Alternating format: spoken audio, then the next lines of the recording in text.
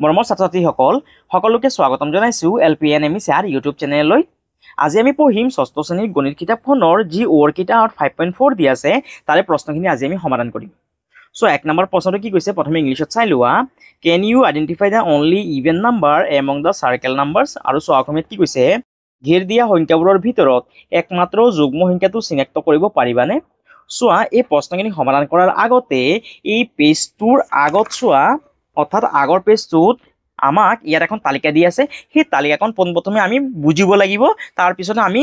অনুশীলনী 5.4 ৰ প্ৰশ্নখিনি সমাধান কৰিব পাৰিম। সো ইয়াত কি লিখিছে মৌলিক সংখ্যা বাছি উলিওৱা পদ্ধতি এটা সংখ্যাৰ উৎপাদকবোৰ প্ৰকৃততে পৰীক্ষা নকৰাকৈ আমি এটা সহজ পদ্ধতিৰে মৌলিক সংখ্যাবোৰ উলিয়াব পাৰো। এই পদ্ধতিটো গ্ৰীক গণিতজ্ঞ এৰাটোস্থেনিছে খ্ৰীষ্টপূৰ্ব ৩য় শতিকাত আগবঢ়াইছিল।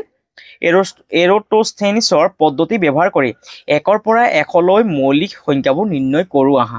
অৰ্থাৎ সোৱা এৰাটোস্থেনিছৰ পদ্ধতি ব্যৱহাৰ কৰি আমি 1 পৰা 100 লৈ মৌলিক সংখ্যাবোৰ কেনেধৰণে উলিয়াব পাৰি সেয়া আজি আমি জানিম। সো ইয়াত 1 পৰা 100 লৈকে সংখ্যাখিনি লিখা আছে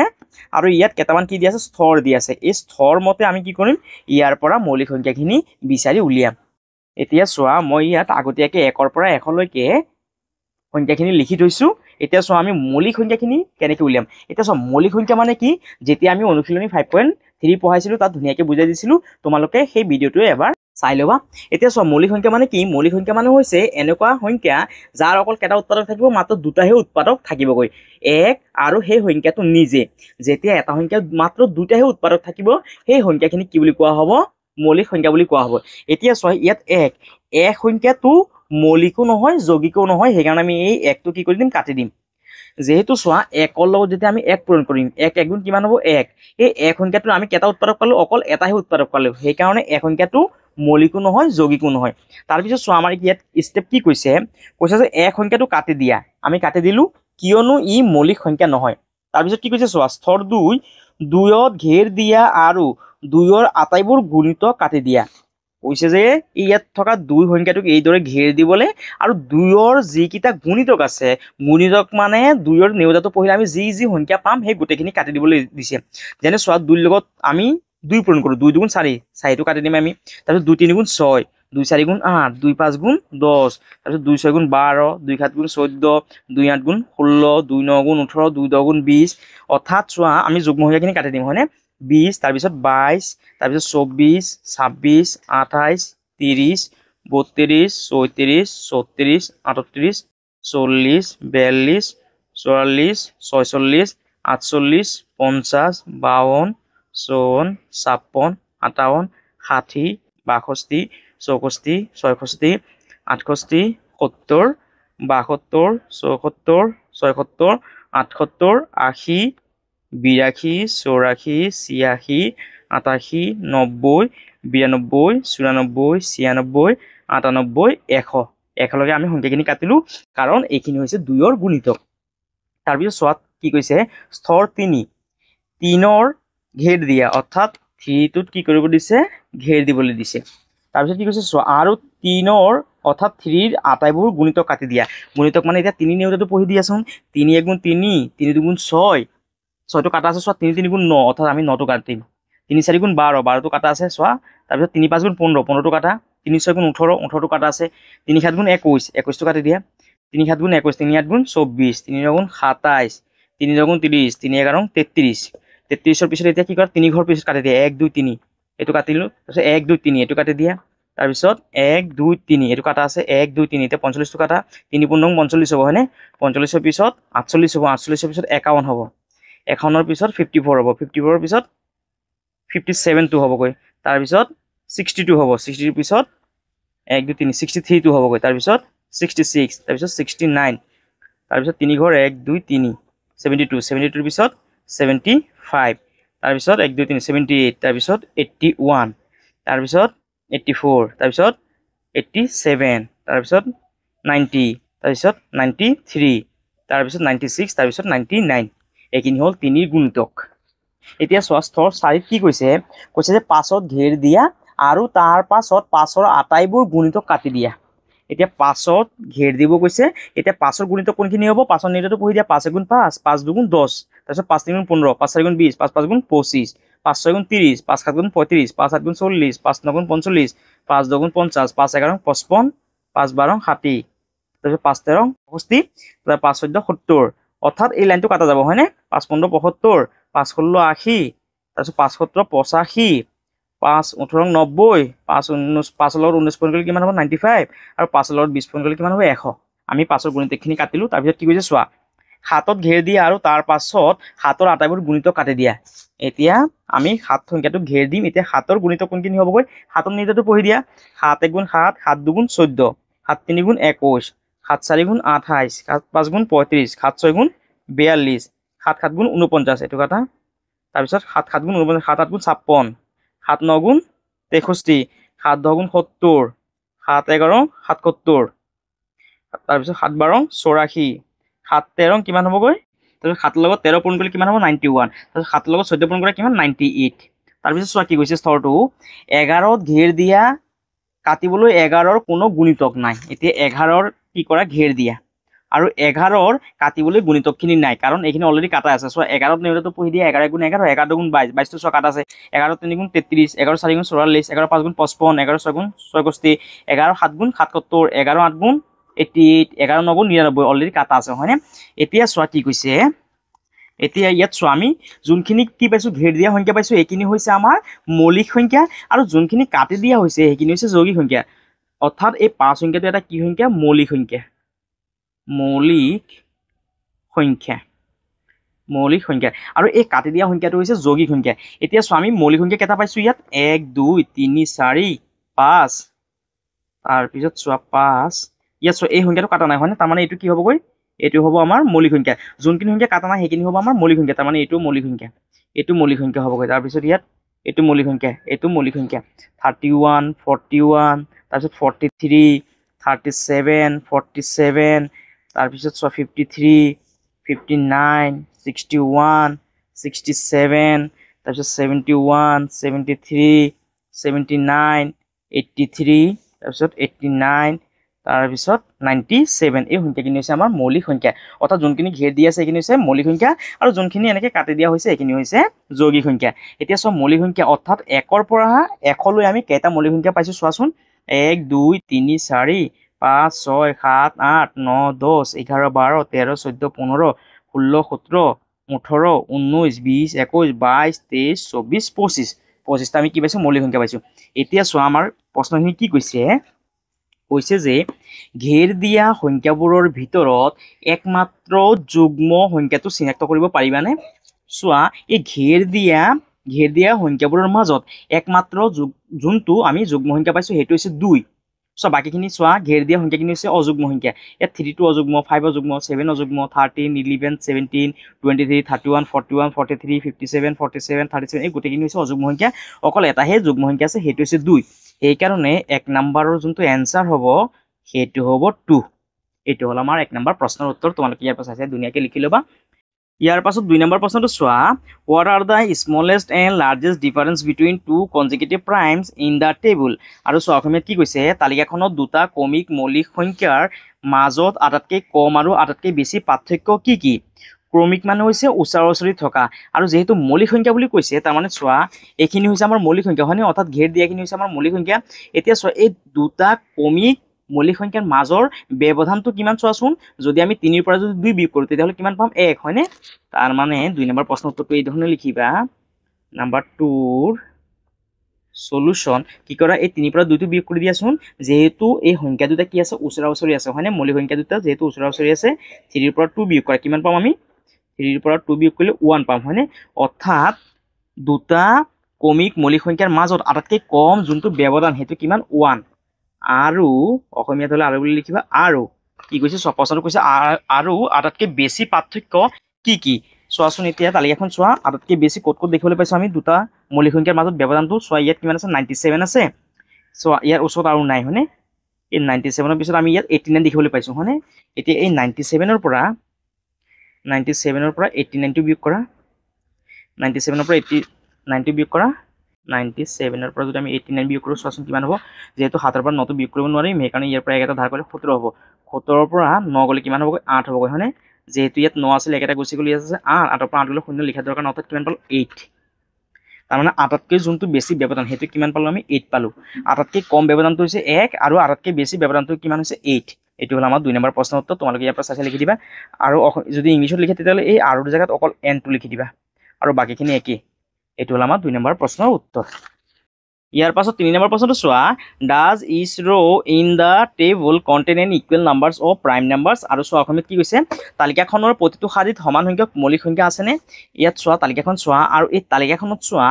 এই লাইনটোত কিমানটা মৌলিক সংখ্যা আছে এটা দুটা তিনিটা চাৰিটা এইটো লাইনত আছে এটা দুটা তিনিটা চাৰিটা এইটো লাইনত আছে দুইটা এইটো লাইনত আছে দুইটা আকৌ এইটো লাইনত আছে তিনিটা সো এইটো লাইনত চাৰিটা আছে এইটো লাইনত চাৰিটা আছে এইটো লাইনত আকৌ দুটা আছে এইটো লাইনত আকৌ দুটা এইটো লাইনত আকৌ তিনিটা আমি দেখিবলৈ পাইছো যে প্ৰতিটো শাৰীত কি হৈছে গৈ মৌলিক সংখ্যাখিনি কি আছে বেলেগ বেলেগ আছে আৰু প্ৰশ্নটোত কি কৈছে চোৱা তালিকাখনৰ প্ৰতিটো শাৰীত সমান সংখ্যক মৌলিক সংখ্যা আছেনে সমান সংখ্যক আছে জানো যেহেতু নাই তাৰ মানে ইয়াৰ উত্তৰটো নো বুলি লিখিবা ইংলিছত লিখিবা যে নো 3 নম্বৰৰ সলিউশন ইয়াৰ উত্তৰটো লিখিবা নো আৰু যদি অসমীয়াত লিখা তেতিয়াহ'লে লিখিবা নাই বুলি লিখিবা নাই এটো হল আমাৰ 3 নম্বৰ প্ৰশ্নৰ উত্তৰ তোমালোকে ইয়াৰ পৰা চাইছে লিখি লবা ইয়াৰ পাছত 4 নম্বৰ প্ৰশ্নটো চোৱা identify the rows containing the fewest number and the most prime numbers আৰু চোৱা অসমীয়াত কি কৈছে আটাইতকৈ কম আৰু আটাইতকৈ বেছি মৌলিক সংখ্যা থকা শাৰীকেইটা চিনাক্ত কৰা পোনপ্ৰথমে তালিকাখন চাই লোৱা তালিকাখনত কৈছে যে কোনটো শাৰীত সবতকৈ কম আৰু সবতকৈ বেছি মৌলিক সংখ্যা আছে এইটো হৈছে আমাৰ প্ৰথম শাৰী এইটো হৈছে দ্বিতীয় শাৰী এইটো হৈছে তৃতীয় শাৰী এইটো হ'ল চতুৰ্থ শাৰী এইটো হ'ল পঞ্চম এইটো হ'ল ষষ্ঠ এইটো সপ্তম অষ্টম নৱম দশম এতিয়া চোৱা প্ৰথম শাৰীত চাৰিটা মৌলিক সংখ্যা আছে হয়নে 1 2 3 4 দ্বিতীয় শাৰীত 1 2 3 4 তৃতীয় শাৰীত আছে দুইটা চতুৰ্থ শাৰীত আছে এটা দুটা পঞ্চম শাৰীত আছে এটা দুটা তিনিটা এইটো শাৰীত আছে দুইটা এইটো শাৰীত আছে দুইটা এইটো শাৰীত আছে তিনিটা মৌলিক সংখ্যা এইটো শাৰীত আছে দুইটা মৌলিক সংখ্যা আৰু এইটো শাৰীত আছে এটা মৌলিক সংখ্যা যেহেতু চোৱা ইয়াত সবতকৈ কি আছে কম আছে হয়নে তাৰমানে ইয়াৰ উত্তৰটো এই ধৰণে লিখিবা নাম্বাৰ 4ৰ সলিউশন অসমীয়াত হলে এই ধৰণে লিখিবা যে দশম শাৰীৰ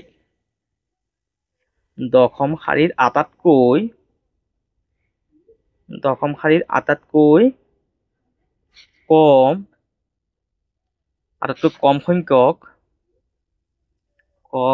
সংখ্যক মৌলিক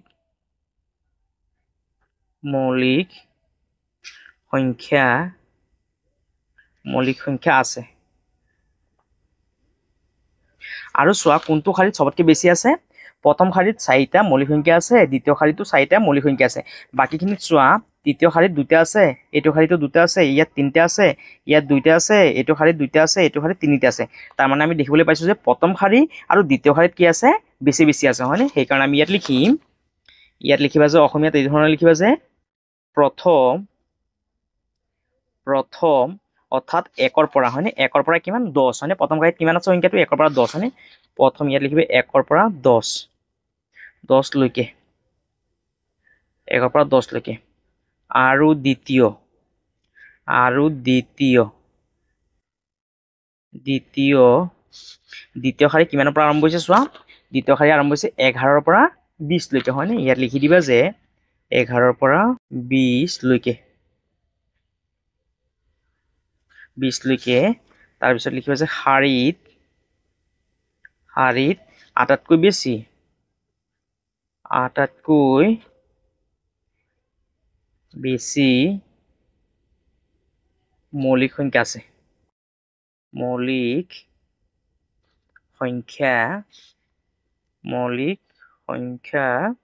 আছে এইটো হ'ল আমাৰ 4 নম্বৰ প্ৰশ্নৰ উত্তৰ অসমীয়াত আৰু তোমালোকে যদি ইংলিছত লিখে তেতিয়াহ'লে এই ধৰণে লিখিবা the 10th row has least number of prime numbers prime numbers numbers আৰু লিখিবা যে the first and second row has highest highest number number of prime numbers numbers এইটো হ'ল আমাৰ ইংৰাজীৰ উত্তৰ অৰ্থাৎ ইয়াত অসমীয়াটো লিখি দিয়া আছে আৰু ইংলিছতো লিখি দিয়া আছে যদি তোমালোকে অসমীয়াত লিখে তেতিয়াহ'লে ইংলিছত নালাগে আৰু যদি ইংলিছত উত্তৰটো লিখে তেতিয়াহ'লে অসমীয়াত নালাগে এতিয়া 5 নম্বৰ প্ৰশ্নটো চোৱা which of the following numbers are prime 11 51 73 91 and 99 আৰু চোৱা অসমীয়াত কি কৈছে তলৰ সংখ্যাবোৰৰ ভিতৰত কোনকেইটা মৌলিক 11 51 73 91 আৰু 99 অৰ্থাৎ এই সংখ্যাখিনিৰ পৰা কোনকেইটা মৌলিক সংখ্যা সেইটো আমি বাছি উলিয়াব লাগিব অৰ্থাৎ চোৱা কেনেকৈ কৰিবা নম্বৰ 5ৰ সলিউশন তোমালোকে এটা কথা মনত ৰাখিবা যেতিয়া মৌলিক সংখ্যা হ'বলৈ সেই সংখ্যাটোৰ কেৱল মাত্ৰ দুটাহে উৎপাদক থাকিব লাগিব এক আৰু সেই সংখ্যাটো নিজেই তেতিয়া সেই সংখ্যাটোক আমি মৌলিক সংখ্যা বুলি ক'ম যেনে চোৱা 11 সংখ্যাটোক চোৱা আমি 1 ৰে পূৰণ কৰিলে 11 পাম আৰু 11 ৰে পূৰণ কৰিলে আমি 11 পাম তাৰ মানে চোৱা 11 সংখ্যাৰ কাৰণে আমি অকল দুটাহে কি পাইছো উৎপাদক পাইছো বাকি কোনো এটা সংখ্যাৰ আমি পূৰণ কৰিলে 11টো নাপাওঁ এই কাৰণে 11 সংখ্যাটো কি হ'ব এটা মৌলিক সংখ্যা হ'ব 51 এই 51 সংখ্যাটো চোৱা আমি যেতিয়া 1 ৰে পূৰণ কৰিম তেতিয়া 51 পাই যাম আকৌ যেতিয়া আমি 51 ৰে পূৰণ কৰিম 51 পাম আকৌ যদি আমি 3 ৰে যদি কি কৰো পূৰণ কৰো তেতিয়াহ'লে কি পাই যাম 51 যেহেতু চোৱা এই 51 সংখ্যাটোৰ কাৰণে আমি তিনিটা উৎপাদক পাই গলো তাৰ মানে 51 সংখ্যাটো কি নহবগৈ মৌলিক সংখ্যা নহবগৈ ঠিক তেনেদৰে 73 সংখ্যাটোক চোৱা আমি অকল 1 আৰু 73 এই দুটা সংখ্যাৰে পূৰণ কৰিলে 73 টো পাম এই কাৰণে 73 সংখ্যাটো কি হ'ব এটা মৌলিক সংখ্যা তাৰপিছত 91 আছে 91 সংখ্যাটোক আমি 1 ৰে পূৰণ কৰিলে 91 পাম আকৌ 91 ৰে পূৰণ কৰিলে 91 পাম আকৌ যদি আমি কি কৰো 3 ৰে যদি পূৰণ কৰো 3 ৰে নহয় সৰি 7 ৰে যদি আমি পূৰণ কৰো তেতিয়া কি পাম 91 পাই যাম যেহেতু ছয় তিনটা উৎপাদক পাই গলো তাৰ মানে এটো কি নহব মৌলিক সংখ্যা নহবগৈ ঠিক তেনেদৰে চোৱা 99 টোক চোৱা আমি 1 ৰে পূৰণ কৰিলে 99 পাম 99 লগত 1 পূৰণ কৰিলে 99 পাম আকৌ যেতিয়া আমি 11 নেউতাটো পঢ়িম তেতিয়াও 99 পাম মানে তাৰ মানে যেহেতু আমি ইয়াত তিনিটা উৎপাদক পাই গলো তাৰ মানে 99 সংখ্যাটো কি নহবগৈ এটা মৌলিক সংখ্যা নহবগৈ তাৰ মানে ইয়াৰ যোনটো মৌলিক সংখ্যা সেইটো কিমান হ'ব 11 আৰু 73 ইয়াত লিখিবা 11 আৰু 73 আৰু যদি ইংলিছত লিখে তেতিয়াহ'লে লিখিবা 11 and 73 এটি হ'ল আমাৰ 5 নম্বৰ প্ৰশ্নৰ উত্তৰ ইয়াৰ পৰা চাইছে তোমালোকে লিখি লবা ইয়াৰ পাছত 6 নম্বৰ প্ৰশ্নটো চোৱা কি কৈছে express the following numbers as a sum of 3 prime numbers 10 26 63 আৰু চোৱা অসমীয়াত কি কৈছে তলৰ সংখ্যাবোৰ তিনিটা মৌলিক সংখ্যাৰ যোগফল হিচাপে প্ৰকাশ কৰা 10 26 63 অৰ্থাৎ চোৱা কেনেকৈ কৰিম নাম্বাৰ 6ৰ সলিউশন প্ৰথমে চোৱা সংখ্যাটো কিমান দিছে 10 সেই কাৰণে ইয়া 10 বুলি লিখি লোৱা অৰ্থাৎ কৈছে যে তালিকাখনৰ পৰা এনেকুৱা তিনটা আমাক মৌলিক সংখ্যা লব দিছে যি কিটা আমি যোগ কৰিলে কিমান হ'ব লাগিব 10 হ'ব লাগিব এতিয়া চোৱা প্ৰথমে 2 ৰ লগত 3 যোগ কৰা কিমান হ'ব 5 আকৌ 5 ৰ লগত 5 যোগ কৰা কিমান হ'ব 10 তাৰ মানে আমি কিমান পালো 2 3 5 ইয়াত লিখি দিয়া যে 2 + 3 + 5 এটো হৈ গেল আমাৰ উত্তৰটো তাৰ পিছত চোৱা কিমান আছে 26 ইয়াত লিখা 26 এতিয়া আমি এনেকুৱা তিনটা মৌলিক সংখ্যা লব লাগিব যিখিনি আমি যোগ কৰিলে কিমান হ'ব লাগিব 26 অৰ্থাৎ চোৱা আমি প্ৰথমে কিমান ল'ব পাৰিম 2 ল'ব পাৰিম তাৰ পিছত 5 ল'ব পাৰিম 5 2 কিমান হ'ব 7 7 আৰু আমি 19 লিখিব পাৰিম 7 আৰু 19 কিমান হ'বগৈ 26 হ'ব হয়নে অৰ্থাৎ লিখা 2 প্লাস তাৰ পিছত লিখা ইয়াত 5 তাৰ পিছত লিখা ইয়াত 19 এই তিনটা যোগ কৰিলে কিমান হ'ব 26 5 আৰু 2 কিমান 7 7 আৰু 19 কিমান হ'ব 26 তাৰ পিছত চোৱা কিমান আছে 63 ইয়াত লিখা 63 এতিয়া আমি এনেকুৱা তিনটা মৌলিক সংখ্যা ল'ব লাগিব যিখিনি যোগ কৰিলে কিমান হ'ব লাগিব 63 হ'ব লাগিব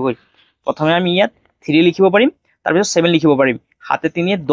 10 আৰু এই 53 টো লিখি দিয়া কিমান হ'ব 10 আৰু 53 কিমান হ'ব 63 হয়নে প্ৰথমে ইয়াত লিখা 3 তাৰ পিছত প্লাস 7 প্লাস ইয়াত লিখি দিয়া 53 এতিয়া চোৱা 53 লগত 7 যোগ কৰিলে কিমান হ'ব 60 60 লগত 3 যোগ কৰিলে কিমান হ'ব 63 এটো হৈ গেল আমাৰ 6 নম্বৰ প্ৰশ্ন উত্তৰ তোমালোকে ইয়াৰ পৰা চাই লিখি লবা যেহেতু চোৱা উত্তৰটো অসমীয়া আৰু ইংলিছত একে হ'ব সেই কাৰণে আৰু এক্সট্ৰাকে মই লিখি দিয়া নাই এটো হ'ল আমাৰ 6 নম্বৰ প্ৰশ্নৰ উত্তৰ এতিয়া 7 নম্বৰ প্ৰশ্নটো চোৱা the numbers 13 and 31 are prime numbers both these numbers have same digit 1 and 3 find such pair of prime numbers up to 100 আৰু চোৱা অসমীয়াত কি কৈছে 13 আৰু 31 মৌলিক সংখ্যা দুয়োটা সংখ্যাতে একে অংক 1 আৰু 3 আছে এখলৈ তেনেকুৱা মৌলিক সংখ্যাৰ জোৰবোৰ বিচাৰি উলিওৱা অৰ্থাৎ চোৱা ইয়াত 13 আৰু 31 সংখ্যাটোত কি আছে ইয়াতো 1 আছে ইয়াতো 1 আছে ইয়াতো 3 আছে ইয়াতো 3 আছে তেনেকুৱা যোনখিনি কি আছে মৌলিক সংখ্যা আছে সেইখিনি আমি বাছি উলিয়াব লাগিব এতিয়া চোৱা তালিকাখনত চোৱা ইয়াত এইখিনি নহব 1 অৰ্থাৎ 2 নহব 3 নহব 5 নহব যেহেতু আমি এইখিনি উল্টা কৰিব নোৱাৰিম এইখিনি নহবগৈ ইয়াত 11 টো নহব তাৰ পিছত ইয়াত 13 টো আমাক যেহেতু ইয়াত চোৱা কৰিয়ে দিছে হয়নে 13 টো কৰিছে এটো নহবগৈ ইয়াত 17 টো চোৱা 1 আৰু 7 এতিয়া চোৱাচোন এইটো উল্টা কৰাচোন 7 আৰু 1 আৰু এই 7 আৰু 1 টো চোৱাচোন মৌলিক সংখ্যা হয় নেকি এইটো উল্টা কৰিলে 7 আৰু 1 টো কি হৈ যায় মৌলিক সংখ্যা হৈ যায় তাৰ মানে ইয়াৰ উত্তৰটো এই ধৰণে লিখিবা 7 নম্বৰৰ সলিউশন কিমান পালো আমি 1 আৰু 7 আৰু সৰি এইটো এনেকে নহব 1 7 আৰু 7 1 চোৱা এই 17 সংখ্যাটো এটা মৌলিক সংখ্যা আকৌ এইটো যেতিয়া আমি উল্টা কৰি দিলো কিমান পালো 71 এই 71 টো এটা কি মৌলিক সংখ্যা তাৰপিছত চোৱা 19 1 আৰু 9 এইটো উল্টা কৰাচোন 9 আৰু 1 9 আৰু 1 টো চোৱাচোন মৌলিক সংখ্যা হয় নেকি 9 আৰু 1 টো ইয়াত আছে 9 আৰু 1 টো চোৱা মৌলিক সংখ্যা নহয় হয়নে তাৰমানে এইটো নহবগৈ তাৰপিছত চোৱা 2 3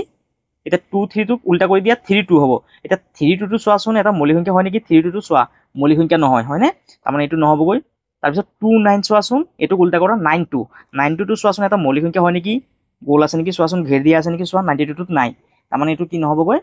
মৌলিক সংখ্যা নহবগৈ তাৰপিছত চোৱা 3 1 এইটো উল্টা কৰা এইটোতো হৈয়ে গ'ল আমাৰ এইটো যদি আমি উল্টা কৰো কিমান হ'বগৈ 3 1 2 1 3 হ'ব হয়নে এইটো আমাৰ হৈয়ে গ'ল তাৰপিছত চোৱা 3 7 এইটো উল্টা কৰাচোন 7 3 7 3 সংখ্যাটো চোৱাচোন এটা মৌলিক সংখ্যা হয় নেকি 7 3 চোৱা 7 3 আৰু 3 7 দুটাতে কি আছে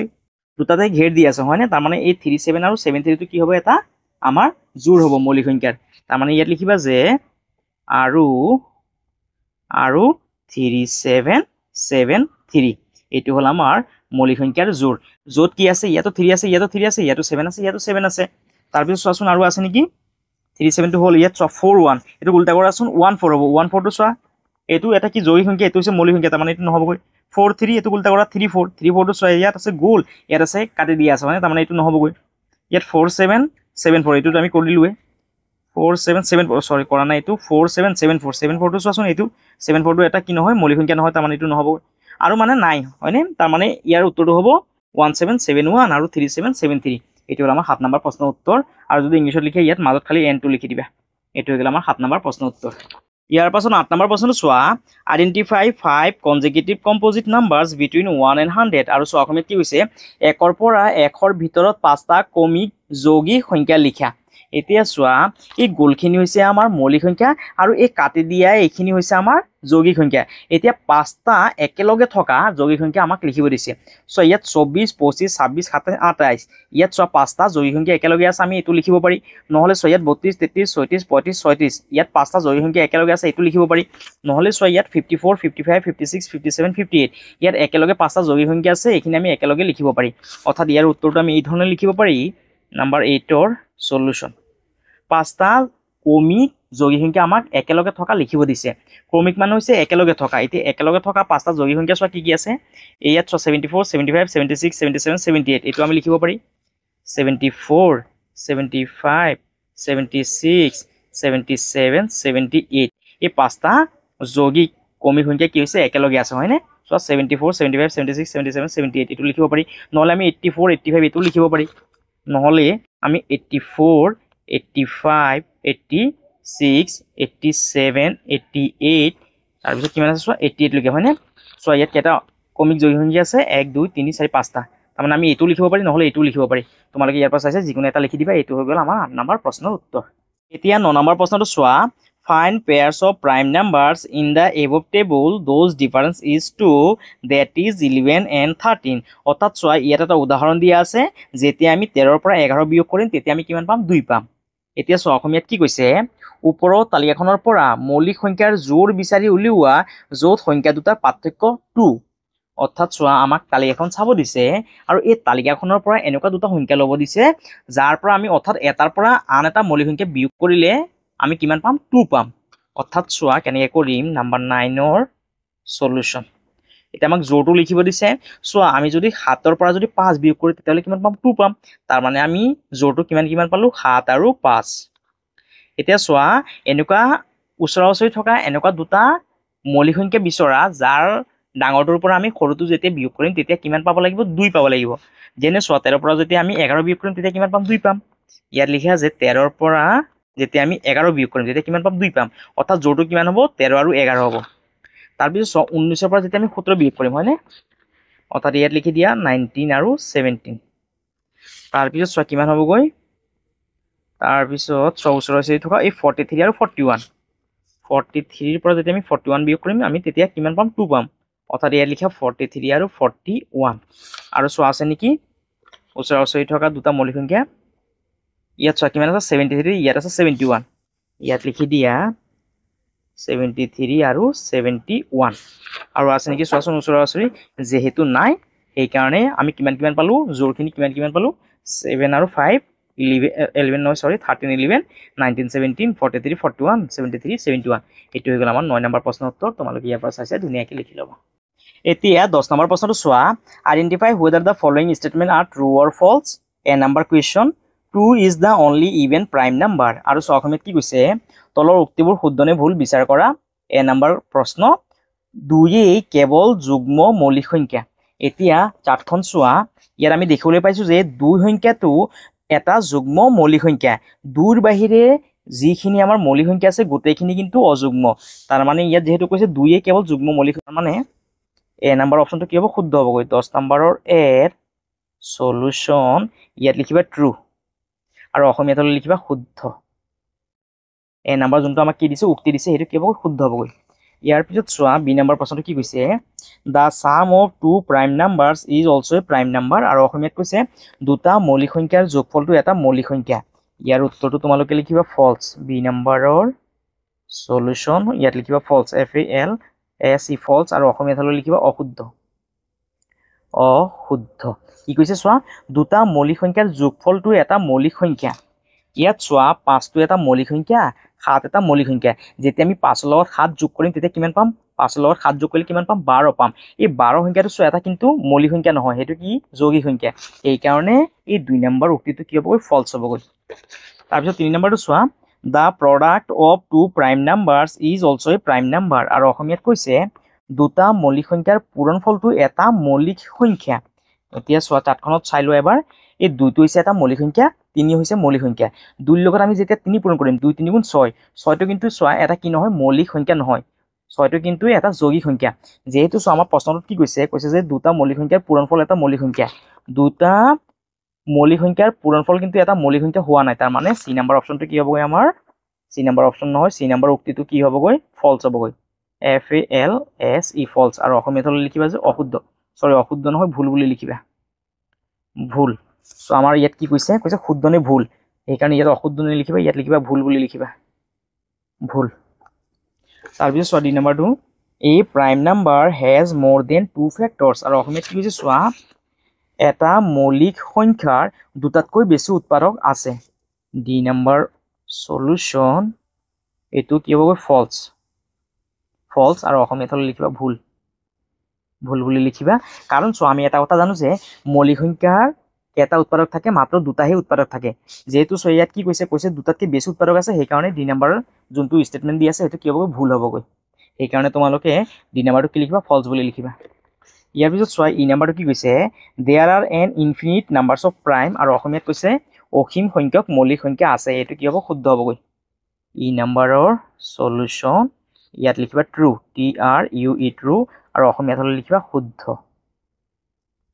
অসীম সংখ্যক কি আছে মৌলিক সংখ্যা আছে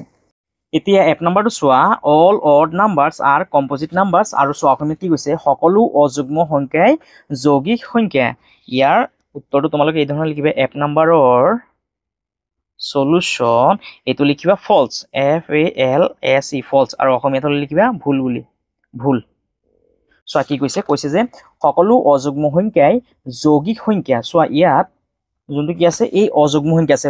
41 এই 41 টো কিন্তু কি নহয় যৌগিক সংখ্যা নহয় এটো এটা কি মৌলিক সংখ্যা 31 টো চোৱা এটা কি নহয় যৌগিক সংখ্যা নহয় কি হৈছে মৌলিক সংখ্যা হৈছে যেহেতু ইয়াত কি কৈছে চোৱা সকলো অযুগ্ম সংখ্যা যৌগিক সংখ্যা এই অযুগ্ম সংখ্যাখিনি কিন্তু